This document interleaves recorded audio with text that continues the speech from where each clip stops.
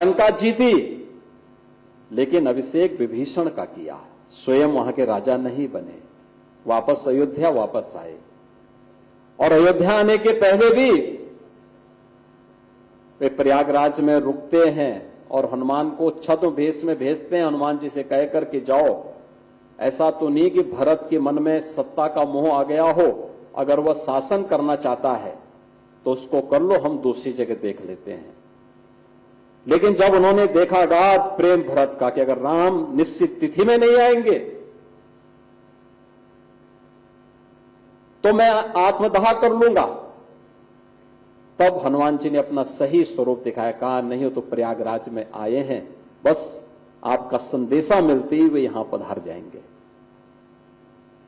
यह है भारत की पहचान, जिसने भौतिकता को कम, अपनी भौतिक सीमाओं का अतिक्रमण करते हुए चेतना के विस्तृत आयाम के माध्यम से ब्रह्मांड के उन रहस्यों को सबके सामने प्रस्तुत करने का काम किया। और ये भारत की ऋषि परंपरा का विशिष्ट योगदान है और भारत की सिद्ध साधना इसी परंपरा को आगे बढ़ाने का काम की है। ऋषि मुनियों की यही परंपरा है, जिस परंपरा को लेकर के आज यहां पर यह राष्ट्रीय संगोष्ठी आयोजित की गई है। यह विषय सामान्य रूप से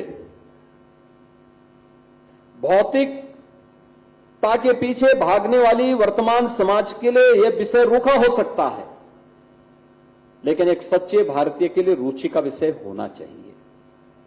रुचि का विषय इसलिए क्योंकि विषय उनका अपना विषय है, उनकी विरासत का विषय है, उनकी परंपरा का विषय है। और इसीलिए तो प्रधानमंत्री मोदी जी ने कहा कि विरासत को विकास के साथ जोड़ेंगे तो हमारे सतत विकास का माध्यम बनेगा, सतत विकास का माध्यम बनेगा। लोग कहते थे, जब हम लोगों ने महाकुंभ के आयोजन को आगे बढ़ाया और उस समय मैंने पहली बैठक नवंबर 2022 में ली, एक सामान्य बैठक ली अधिकारियों की। मैंने कहा भी एक कार्य योजना बनाओ महाकुंभ के आयोजन के लिए, हमें क्या तैयारी करनी है। मेरे पास 1 वर्ष का समय था।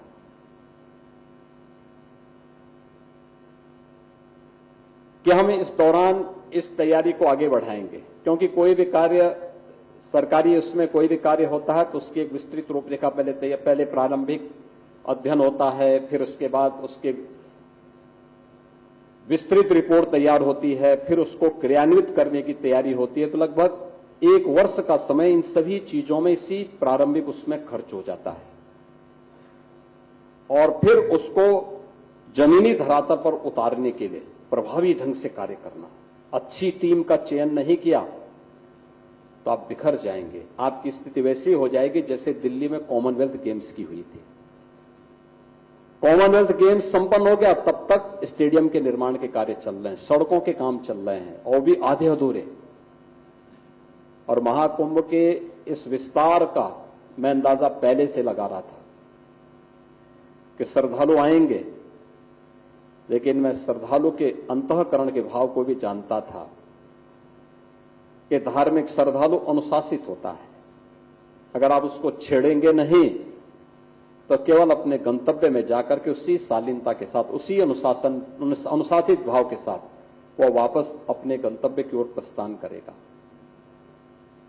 और इसलिए उनके लिए उस प्रकार की सुविधाओं को तैयार करना, इन सभी पे हमने कार्य करना प्रारंभ किया। जब हमने कार्य प्रारंभ किया तो लोगों ने कहना शुरू किया, साहब एक खजाने का पैसा बहाने की तैयारी हो रही है, अनावश्यक रूप से, इस पे कौन जरूरत है खर्च करने की।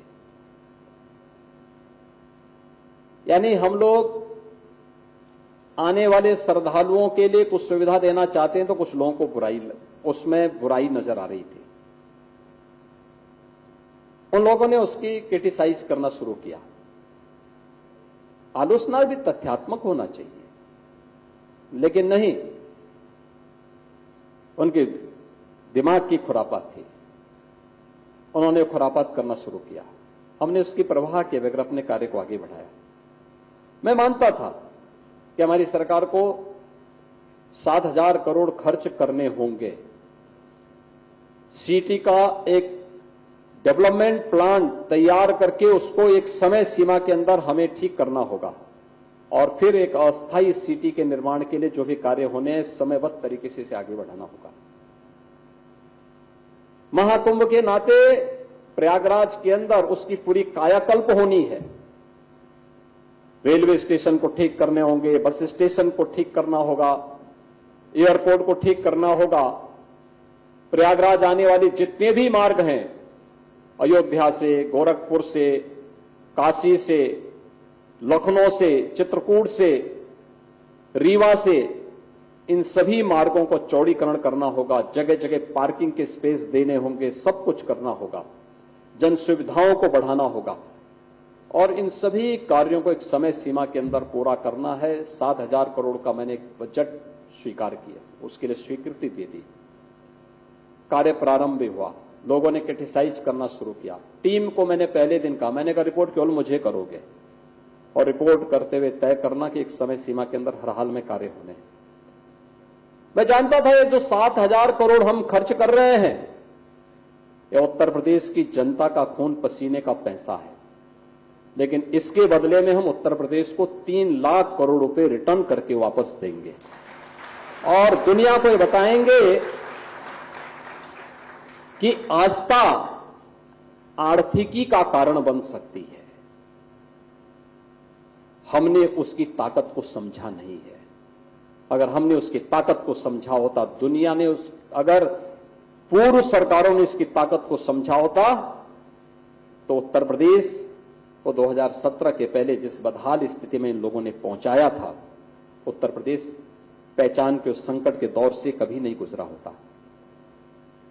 और हम लोग अपने लक्ष्य में सफल रहे। महाकुंभ भव्य और दिव्य हुआ। प्रधानमंत्री मोदी जी ने जो विजन दिया था महाकुंभ के लिए, वह पूरा हुआ और दुनिया भारत की इस आध्यात्मिक और सांस्कृतिक आयोजन को देख करके अभिभूत थी, अचंभित थी। पूरी दुनिया की आंखें खुली रह गई। एक अस्थायी सिटी में एक स्थल पर 45 दिनों के अंदर 66 करोड़ से अधिक श्रद्धालु, उन लोगों के लिए अकल्पनीय थी जो वहां नहीं आए, लेकिन जो वहां आए थे उनको अभिभूत करने वाली थी। और इसीलिए भारत की आध्यात्मिकता में गोता लगाने वाला व्यक्ति ही भारत की आध्यात्मिकता के महत्व को और उसकी ताकत का आंकलन कर सकता है। यही उसकी ताकत के बारे में जान सकता है। भारत की नाथपंथ की परंपरा, भारत की इसी आध्यात्मिक विधा को आगे बढ़ाने वाली एक विशिष्ट साधना पद्धति है। यह परंपरा भगवान शिव से आगे बढ़ती है, योगीराज मत्स्येंद्र नाथ से आगे बढ़कर के महायोगी गोरखनाथ ने इसे फिर व्यवस्थित स्वरूप दिया। कहते हैं महायोगी गोरखनाथ शिव का ही एक योगी रूप है और भारत की साधना पद्धति के इतने आयाम महायोगी गोरखनाथ ने दिए, वह किसी भी जाति का हो, किसी क्षेत्र का हो, किसी उम्र का हो, किसी लिंग का हो, उसके लिए उस प्रकार की साधना पद्धति आपको महायोगी गोरखनाथ के साहित्य में प्राप्त हो सकता है। और यही वो परंपरा है जो देश के अंदर, अगर आप देखेंगे उत्तर से दक्षिण, पूरब से पश्चिम, उत्तर में तिब्बत से लेकर के सुदूर दक्षिण में श्रीलंका तक, पूरब में इंडोनेशिया से लेकर के बांग्लादेश से लेकर के और पश्चिम में अफगानिस्तान तक, अगर आपको भारत की आध्यात्मिक साधना की चिन्ह देखने हो तो आपको कम और ज्यादा मात्रा में ये 3 विशिष्ट साधनाएं आपको देखने को मिलेंगी। बौद्ध परंपरा आपको देखने को मिलेंगी, भगवान बुद्ध से जुड़ी हुई अनुयायी आपको देखने को मिलेंगे, आदि शंकराचार्य की परंपरा आपको देखने को मिलेगी और महायोगी गुरु गोरखनाथ की परंपरा इन सभी क्षेत्रों में आपको देखने को मिलेगी। तिब्बत की पूरी परंपरा उसी परंपरा के साथ जुड़ी हुई है जिसको महायोगी गोरखनाथ ने नौनाथ और 84 सिद्धों के नाम पर हम सबके सामने प्रस्तुत किया था। यह वही परंपरा है। नाम आगे पीछे हो सकते हैं, 84 सिद्धों के नाम आगे पीछे हो सकते हैं, नौनाथों के नामों में आगे पीछे उलटफेर हो सकता है, और देश के अंदर अलग अलग स्थानों पर आपको इनसे जुड़े हुए स्थल, इनसे जुड़े हुए मंदिर, मठ, खो, गुफा, धूना, ये सभी आपको देश के अंदर अलग अलग स्थानों पर आज भी देखने को मिलते हैं। बृहत्तर भारत में देखने को मिलते हैं, उनके अवशेष मिलते हैं। अलग अलग कालखंडों में उनकी विद्यमानता, उनके प्रति आम श्रद्धा के भाव के साथ जुड़ी हुई मानवता कितना विस्तृत रहा है, आंकलन करना बहुत कठिन होता है, बहुत कठिन होता है। और उसी परंपरा में जो महायोगी गोरखनाथ की विशिष्ट परंपरा थी, कहते हैं एक लंबे समय तक गोरखपुर को अपनी साधना स्थली के रूप में महायोगी गोरखनाथ ने उपकृत किया था, और उन्हीं की साधना भूमि होने के नाते इस शहर का नाम गोरखपुर पड़ा। ये नाम उन्हीं के नाम से आज हम सबकी जो पहचान है महायोगी गोरखनाथ के नाम पे है। गोरखनाथ जी ने जो यहां पे साधना की थी और इससे इस क्षेत्र को उपकृत किया था, उन्हीं के नाम पर शहर और जनपद का नाम वर्तमान में जाना जाता है। ये वही परंपरा है, और उसी परंपरा में अनेक सिद्ध और योगियों ने अलग अलग कालखंड में, न केवल गोरखपुर में बल्कि देश के अलग अलग क्षेत्रों में, उन लोगों ने, उन योगियों ने, उन सिद्धों ने अपनी साधना से, अपनी तपस्या से आम जनमानस को उपकृत किया है। सामान्य रूप से कोई योग साधक है तो साधक को योग की उस विशेषता के बारे में वह आध्यात्मिक रूप से किसी एक स्थिति में पहुंचा हुआ योगी बता सकता है, लेकिन एक सामान्य जनमानस में उसकी पहुंच किस रूप में होती है? उसके चमत्कार को देख करके, किसी विशिष्ट ऐसे कार्य को देख करके जो मानवीय सीमाओं को अतिक्रमण करते हुए पूरा होता हो, जो एक सामान्य मनुष्य के लिए अत्यंत कठिन है, असंभव जैसा दिखता है। अगर उस असंभव जैसे कार्य को जब एक मानव रूप में कोई व्यक्ति, कोई ऋषि, कोई मुनि, कोई संत, कोई साधु, कोई योगी करके दिखाता है, लोगों को उसमें चमत्कार दिखता है, और फिर उस चमत्कार के प्रति लोग आकर्षित होते हैं। और यही चीजें योगीराज बाबा गंभीर नाथ जी के ऊपर भी हम लोगों को गोरखपुर के अंदर देखने को मिलती है।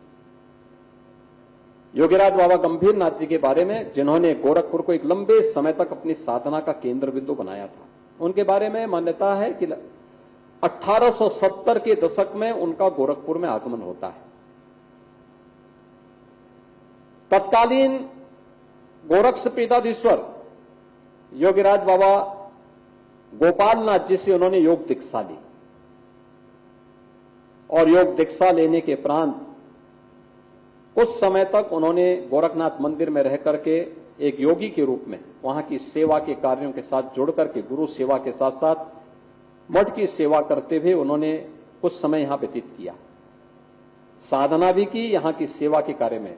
योगी कोई भी हो, दीक्षा की अलग अलग चरण होते हैं, अलग अलग चरणों में पहली सेवा वहां पर मठ की सेवा के साथ जुड़ना होता है, जिससे कोई व्यक्ति किसी अहंकार में न रहे, अपने अंतःकरण के किसी भी अहंकार को तिरोहित कर सके। और यह भाव उस दौरान उन्होंने उस साधना के साथ जुड़ करके, गुरु सेवा के साथ जुड़ करके, मठ की सेवा के साथ जुड़ करके एक अंतराल तक इस सेवा को करने के उपरांत फिर उन्होंने अपनी द्वितीय चरण की साधना के लिए अन्य स्थानों में भ्रमण किया। कहते हैं यहां से गोरखपुर से काशी, कुछ वर्षों तक काशी में रुके, फिर वहां से प्रयागराज, फिर प्रयागराज से मां नर्मदा की परिक्रमा में 4 वर्ष की परिक्रमा, बड़ी पवित्र परिक्रमा मानी जाती है नर्मदा नदी की। और दुनिया के अंदर, भारत के अंदर नदी संस्कृति के प्रति क्या भाव है, यह विशेषता देखनी है तो भारत के अंदर आइए, भारत को जानिए। कहते हैं नर्मदा नदी एक कुंवारी नदी है और उनकी परिक्रमा होती है देवी के रूप में। अमरकंटक से निकल करके बाद में ये नदी आगे खंबात की खाड़ी तक पहुंचती है। ये परिक्रमा उस नदी की बहुत पवित्र मानी जाती है और वर्ष भर उस परिक्रमा में साधु, संत, गृहस्थ सभी लोग जाते हैं और उसके तटवर्ती क्षेत्रों में अनेक सिद्धों ने, ऋषियों ने, संतों ने अपने आश्रम और कुटिया बना करके साधना में लीन भी है। उन्होंने 4 वर्ष तक नर्मदा नदी की परिक्रमा की और परिक्रमा करने के उपरांत फिर वे गोरखपुर आए। फिर कुछ समय गोरखपुर में रुके, फिर यहां से उन्होंने पूरब की ओर प्रस्थान किया और गया गए। गया में उन्होंने एक लंबे समय तक साधना की।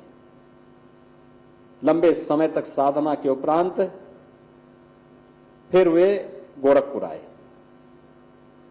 गोरखपुर में आकर के कुछ समय गोरखपुर में रुके, गोरखपुर की व्यवस्था को ठीक करने में योगदान दिया, फिर वापस गया गए।